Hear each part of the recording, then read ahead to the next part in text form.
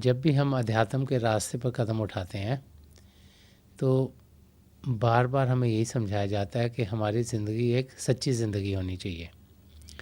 एक ऐसी ज़िंदगी जो सच्चाई से भरपूर हो, जिसमें बोल भी हमारे सच हों, विचार भी सच हों और कार्य भी सच हों।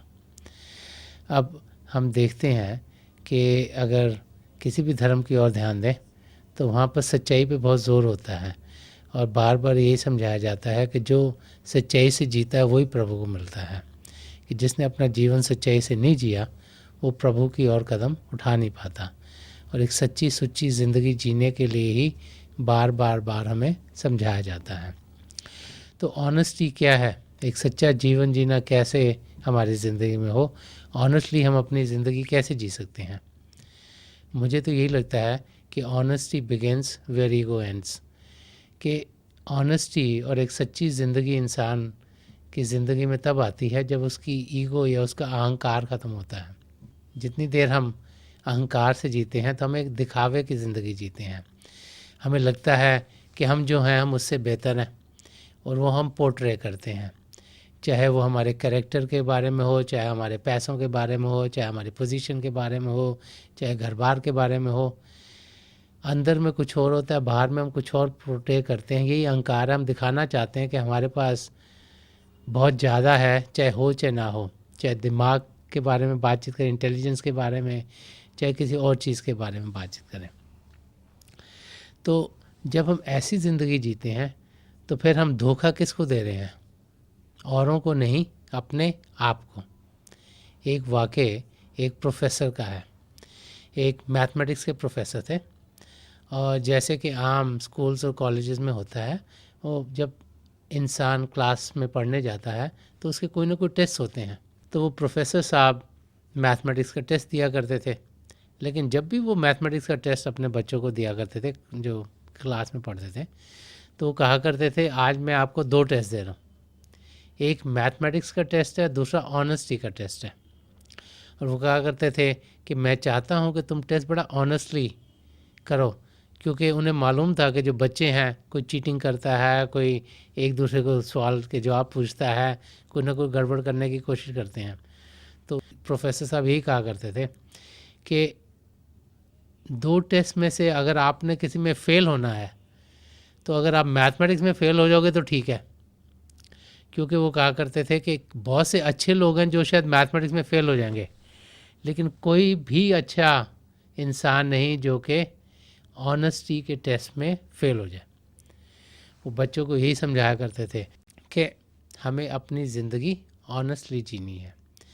अब हम जब अपने आप की ओर ध्यान देते हैं तो हम देखते हैं कि बहुत सी बार हम अपनी ज़िंदगी में वो चीज़ें करते हैं जो कि हम अपने आप को पोर्ट्रे करने की कोशिश करते हैं। हम अंदर से कुछ और होते हैं, बाहर से कुछ और दिखावे की कोशिश करते हैं। हमें यही लगता है कि औरों को लगे कि हम बहुत अच्छे हैं, हमें यही लगता है कि औरों को लगे कि हमने बहुत कमाया है, हम बहुत इंटेलिजेंट हैं, और चाहे हमारे अंदर खामियां हों हम उन्हें बाहर आने नहीं देते हैं, क्योंकि हम औरों को दिखाते हैं कि हमारे साथ सब कुछ ठीक ठाक है।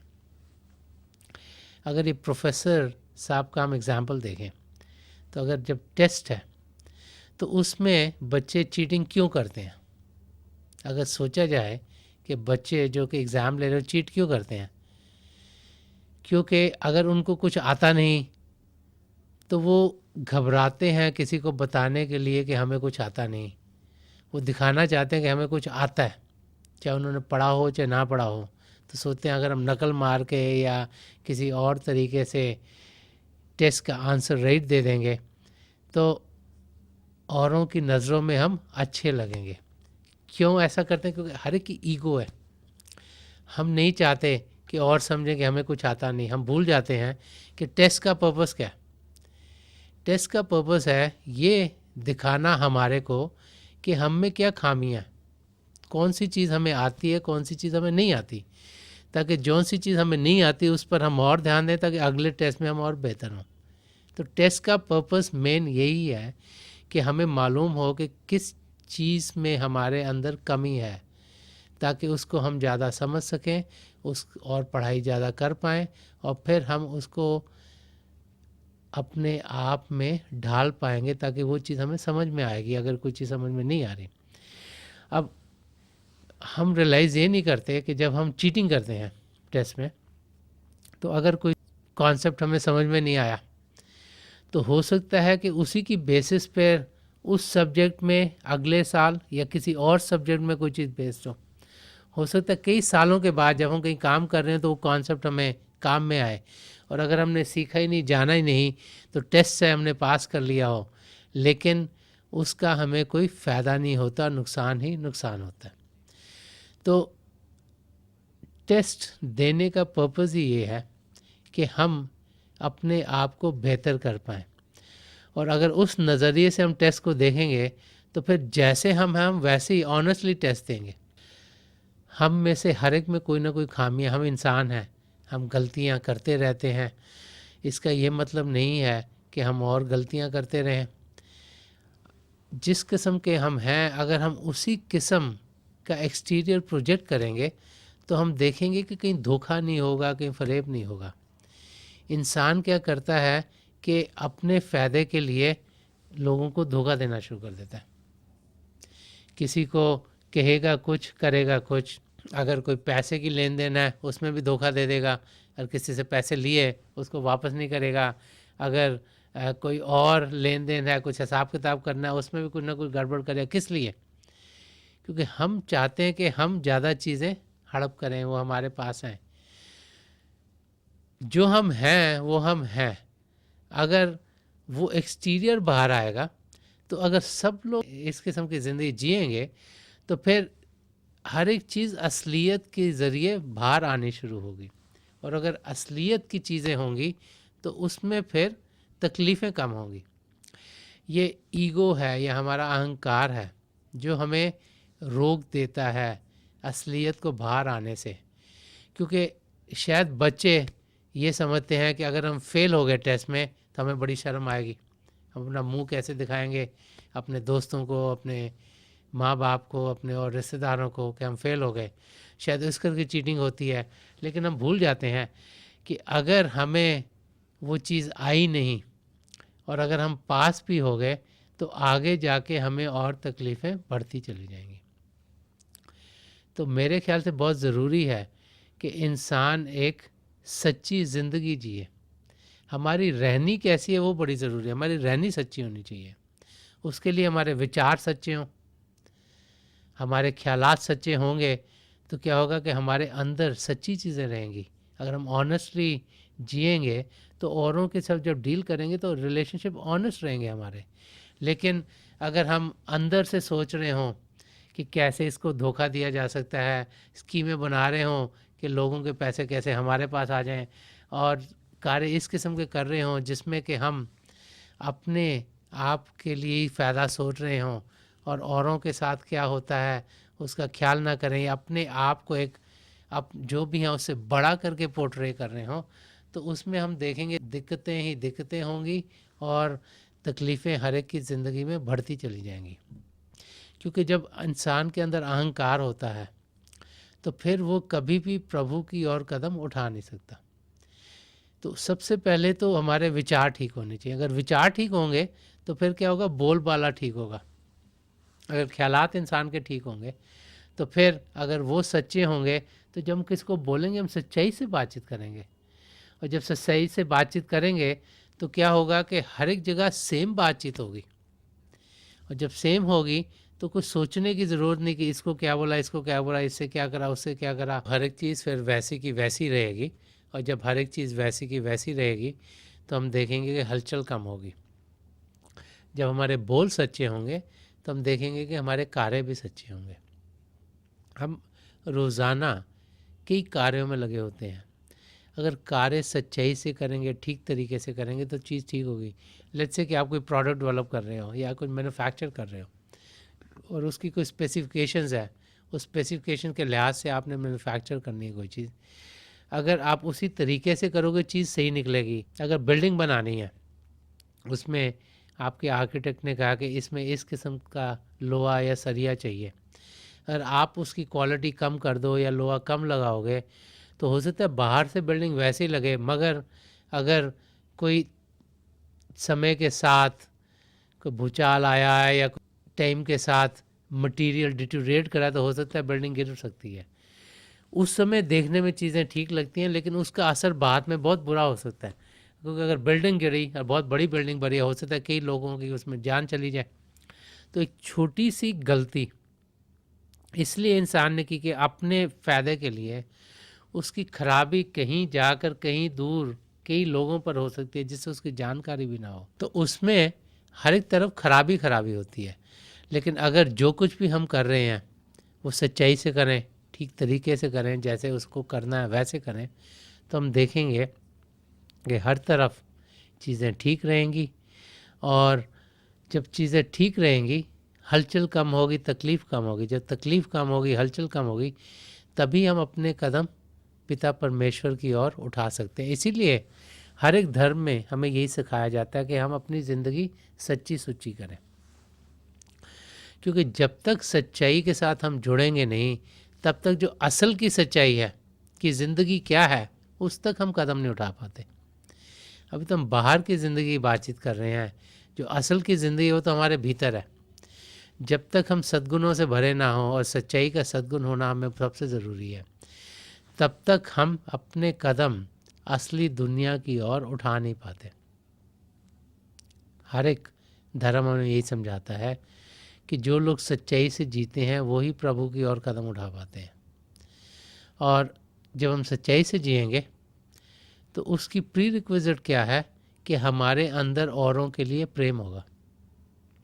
अगर आप किसी से प्रेम करते हैं तो आप उनसे झूठ नहीं बोलेंगे, आप उनसे कोई दिखावा भी नहीं करेंगे, क्योंकि प्रेम में कोई दिखावा नहीं होता। आप उनके साथ वैसे ही जिएंगे जैसे आप असली तरीके से हैं। प्रेम की ज़िंदगी एक ऐसी ज़िंदगी है जिसमें कि दोनों में कोई डिफरेंस नहीं रहता, जिसमें दो से एक हो जाते हैं। और इसीलिए जब अहंकार इंसान के अंदर होता है, वो सही तरीके से प्रेम नहीं कर सकता। क्योंकि अहंकार में क्या होता है कि हमें लगता है हम औरों से अच्छे हैं। अगर हम औरों से अच्छे हैं तो उनसे प्रेम कैसे करेंगे?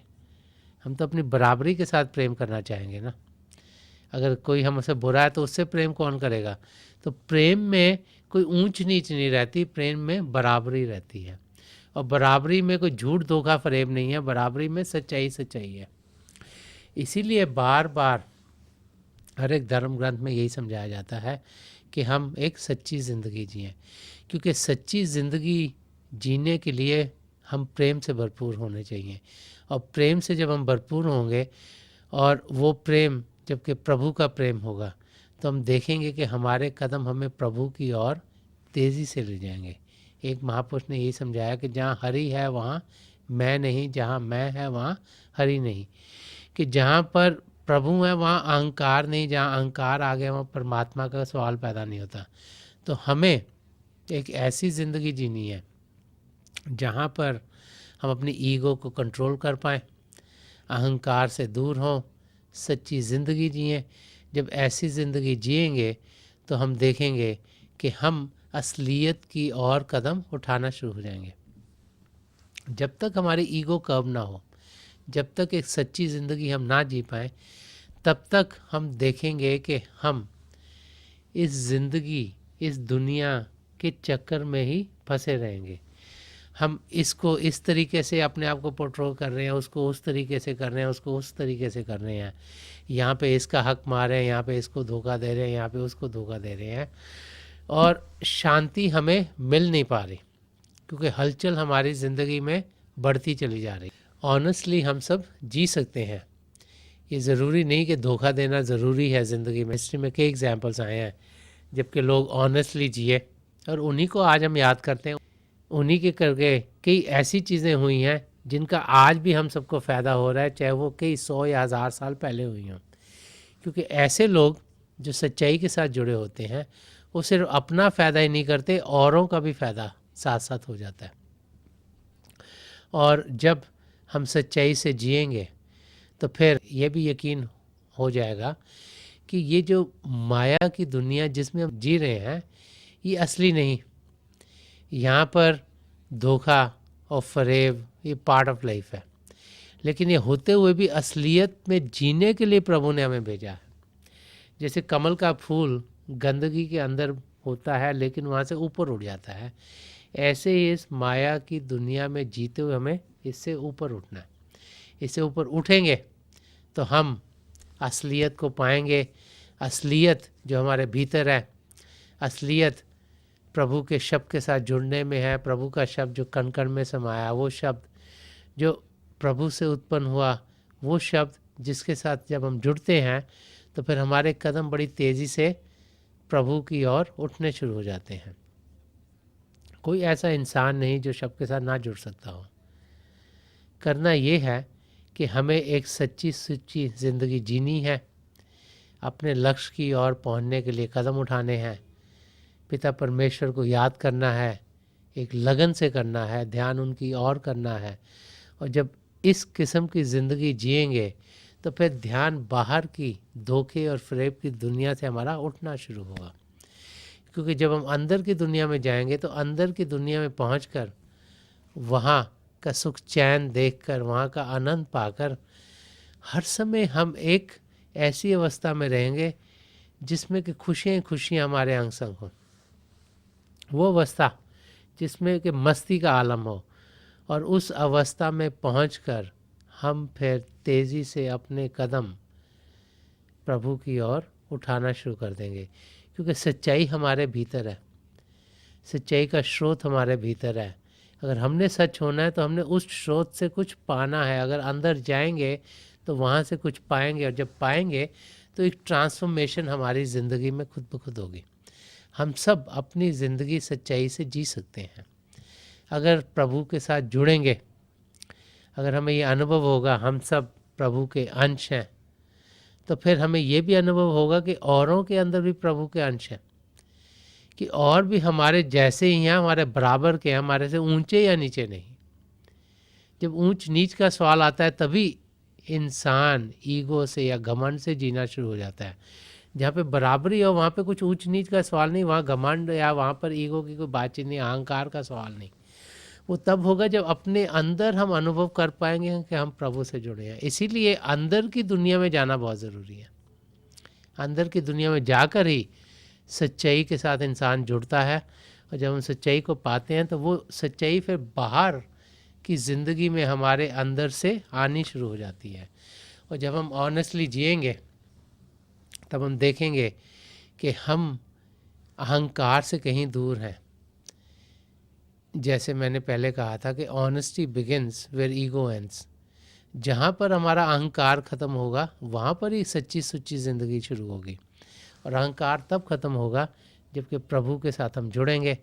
जब प्रभु के साथ जुड़ेंगे तो हम खुद ब खुद ये अनुभव करेंगे कि हम और प्रभु तो एक ही हैं, उनमें कोई फ़र्क नहीं। और ये भी फिर अनुभव करेंगे कि हम सब जैसे ही हैं। और जब ये अनुभव हो जाए तो फिर अहंकार रहेगा नहीं, वो हट जाएगा, और एक सच्ची सुच्ची ज़िंदगी हम जीनी शुरू कर देंगे। और जो इंसान सच्ची ज़िंदगी जीता है वही प्रभु की ओर कदम उठाता है, वही अपनी मंजिल तक पहुंचता है, और वही ज़िंदगी के मकसद को पा लेता है, जो कि अपनी आत्मा का मिलाप परमात्मा में कराना है।